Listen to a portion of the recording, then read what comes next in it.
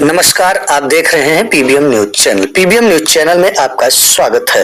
अब वक्त हो चला है आज की कुछ खास खबरों का। आज की कुछ खास खबरों में हम आपको बताएंगे एक अद्भुत, अकल्पनीय और अविश्वसनीय खबर।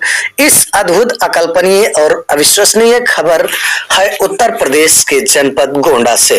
उत्तर प्रदेश के जनपद गोंडा में एक स्थान है जिसका नाम है शांति मनोरम तपोवन सतगुरु सदन आश्रम झाली धाम। जनपद गोंडा में शांति मनोरम तपोवन सतगुरु सदन आश्रम झाली धाम के महाराज जी के मुखार बिंदु से श्रीमद् भागवत कथा सुनने पहुंचे सैकड़ों भक्त। कहा जाता है कि झाली धाम के गौशाला में एक गाय है जिसका नाम है कामधेनु। उस गाय को देखने के लिए लोग विदेशों से और देश विदेशों से लोग आते जाते रहते हैं और कामधेनु का आशीर्वाद प्राप्त करते हुए अपने जीवन को सफल बनाते हैं। और यह माना जाता है, वहां की यह मान्यता है कि कामधेनु गाय के दूध से भगवान राम, जानकी, हनुमान जी का भोग लगाया जाता है। और सबसे रहस्यमयी बात यह है कि उस झाली धाम आश्रम में कामधेनु गाय के अपने शरीर छोड़ने से पहले दूसरी कामधेनु गाय झाली धाम में पहुंच जाती है। ये एक रहस्यमयी कथा है। यह भी अपने आप में एक रहस्यमयी है कि वहां पर अर्ध निर्मित बाबा कुंतेश्वर महादेव शिव मंदिर है जिसका इस समय निर्माण कार्य चल रहा है। आश्रम झाली धाम एक बहुत ही सुंदर तपोस्थली है जो कि राम, जानकी, हनुमान जी की प्रतिमा मंदिर में विराजमान है। आश्रम झाली धाम के महाराज सभी भक्तों को श्रीमद् भागवत कथा और भजन अपने मुखार बिंदु से सुनाते रहते हैं। और इस समय आश्रम झाली धाम में महाराज श्री के द्वारा अपने भक्तों को श्रीमद् भागवत कथा का रसपान कराया जा रहा है।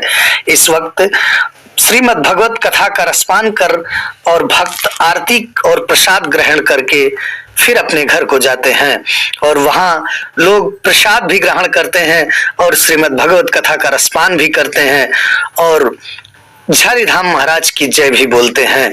यह एक अद्भुत एवं अविश्वसनीय एवं अकल्पनीय खबर है जिसमें सबसे अद्भुत बात यह है कि उस झाली धाम गौशाला में एक कामधेनु गाय है जिसको देखने के लिए लोग देश विदेशों से आते रहते हैं और उस कामधेनु गाय का आशीर्वाद भी प्राप्त करते हैं। आगे की अपडेट के लिए बने रहें, आगे फिर हम आपको ऐसे ही खबर से रूबरू कराते रहेंगे। जय हिंद।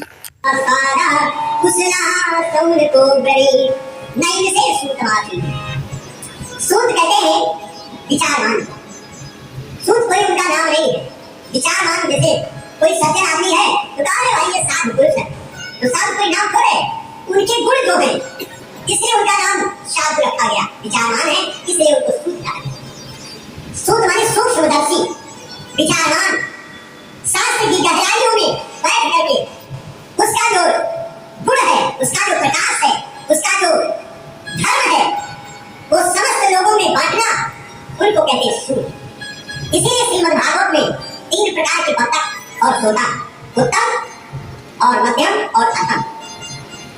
उत्तम प्रकार के बतख महाराज परीक्षित और भगवान सुखदेव और मध्यम प्रकार के महाराज भगवान व्यास और नारद जी और सबसे नीचे सूद और सौनक। कहीं इनको इस लाइन में क्यों रखा गया? और भगवान बादरायणी ये जा रही धर्म का सार कहने जा रही। तो सभी महात्माओं ने सोचा कि धर्म तो सभी चीजों का सार है, साधनाओं का। ये धर्म का सार क्या कहेंगे भगवान महाराज श्री भीष्म पितामह। तो आधे लाइन में सभी लोगों के मन और मस्तिष्क को अपनी तरफ खींचा। श्रूयताम धर्म सर्वस्व अश्रुत्वा चाप्यवधार्यताम। श्रूयताम धर्म सर्वस्व, आज मैं धर्म का सर्वस्व कहने जा रहा हूं। श्रूयताम धर्म सर्वस्व अश्रुत्वा चाप्यवधार्यताम। सुन करके अवधारण करो, हृदय में धारण करो। तो इतने में तो सभी लोगों का मन मस्तिष्क महाराज भीष्म पितामह की तरफ लग गया। लेकिन नीचे वाली जो थाली बोले महाराज भीष्म पितामह, आत्मनः प्रतिकूलानि परेशान न समाचरेत्। अपनी आत्मा के अनुकूल जो कार्य हो दूसरे के साथ में करो, जो अपनी आत्मा के प्रतिकूल हो दूसरे के साथ में न करो। ये धर्म का सार है। तो कहने का मतलब है कि ये है दिव्य मंगलमय चरित्र भगवान सुखदेव जी के द्वारा गाया गया है, जिसका प्रारंभ जिनके शिष्य महाराज सूत जी ने आज शौनक 88,000 ऋषियों का प्रतिनिधित्व करते हुए नैमिषारण्य में बैठे हुए, उस पावन धरा पर बैठे हुए हैं जहां पर जो कलयुग का सबसे महान तीर्थ है, 4 युग का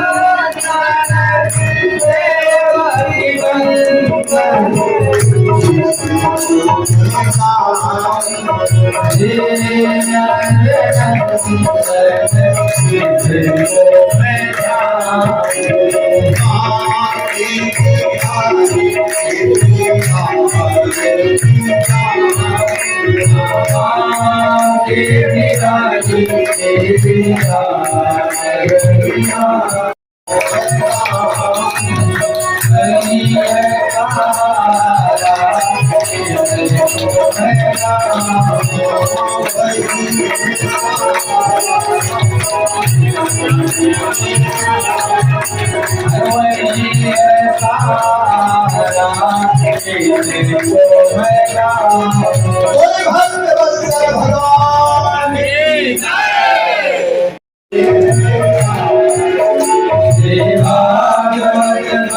भगवान की